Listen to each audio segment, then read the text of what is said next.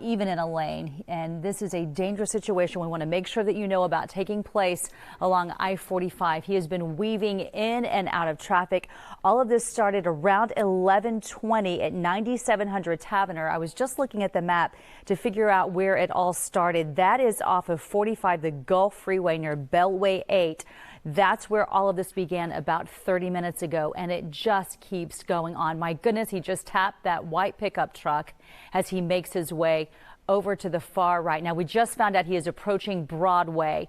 This is 45 at Broadway, and we are talking about a very dangerous situation. If you plan to go along this area right now, we just encourage you to stay home until all of this unfolds. Again, Sky Fox over the scene showing you right now what is happening. We've been watching officers behind him for about 30 minutes now as he just makes his way in and out of traffic. We've got lunch hours, so traffic is definitely one of our busiest times of day outside of typical rush hour. And you can see there are a lot of vehicles along here, and he just keeps going back and forth. And I'm saying he.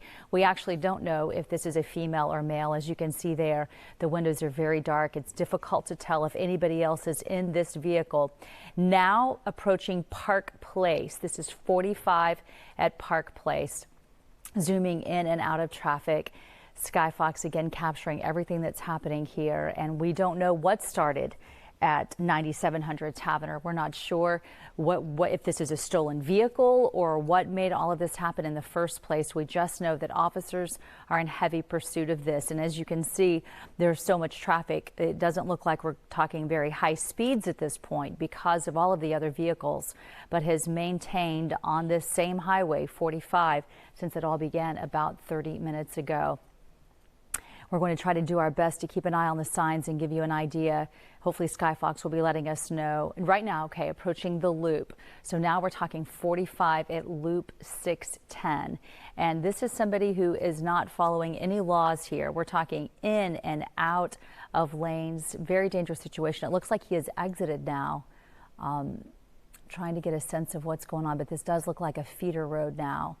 And as we get into heavier trees, it gets difficult. But it looks like officers right now doing everything they can to try to get him to pull over. Looks like they're approaching him from the side now and doing the procedure that officers do. They are trained to try to tap the back of the vehicle just in the right direction to get the vehicle to spin around and stop. And it looks like the officer did his best right there to pull it over. But you've got a car going up against a big F-150 truck, and that's a difficult situation. Did you see there on the left side of your screen? They are blocking the highway right there, stopping people from getting in. And now we're coming to a standstill because of traffic. And so officers, it'll be interesting to see if they try to get this person out of the vehicle. But right now, traffic is at a standstill. It looks like for no other reason than just traffic being backed up. Okay, you see there the officer has got his gun out and he is pointing it toward the vehicle. And now all the other officers have a chance to come. And I can't imagine how scary it would be to be in that pickup and in that semi right next to all of these people trapped in your vehicle with nowhere to go. And I'm sure they're a little bit overwhelmed right now as they look behind them and try to figure out what is going on. But as you can see in this F-150 pickup, again, the windows are so dark. It is a very big disadvantage for officers because they can't tell who's in there, what they're doing, if they're going to move, if they're going to open that door, if they're armed. They just don't have any idea. It looks like they may be surrendering. We see them rolling down the window. We see both arms up by this driver. It looks like he's got his hands up. He's opening the door. It looks like a passenger is getting out as well. Hands are up at this point. And just dramatic video unfolding right now. It looks like it's difficult for him to open that door because of it being banged up a little bit. But he's down, and it looks like a female over on the right-hand side. She also just got to the ground, and it looks like he's following officers' commands. He got down on the ground, put his hands behind his back, and it looks like he has completely surrendered in this situation. Again, we don't know if the woman who you saw for just a brief moment was being held against her will. We don't know if she's a willing participant. At this point, it's just too early to say why all of this started in the first place. But we can say that in a situation like this, the driver did exactly what he was told to do. Now officers are picking him up. He will be taken in for questioning to figure out why on earth this happened. And now it looks like officers are going up to the woman at this point as well. And the search will begin in that vehicle to find out, are there stolen goods? Are there drugs? What caused this in the first place? And it looks like the officer is talking to the woman. It's difficult to see what is going on with her, but now she is up as well. And because they don't know the situation, they have put her in handcuffs, because at this point, I'm sure they don't know what her participation in all of this is. My goodness, dramatic video coming to you from Skyfox live right now along 45 with I'm not sure what this cross street is, but we saw them cross 610 just a few seconds before they got off onto the feeder. So this could even be the 610 loop feeder. We'll do our best to get this location for you just as soon as possible, but just know that in that area, it looks like traffic is going to be backed up for quite some time.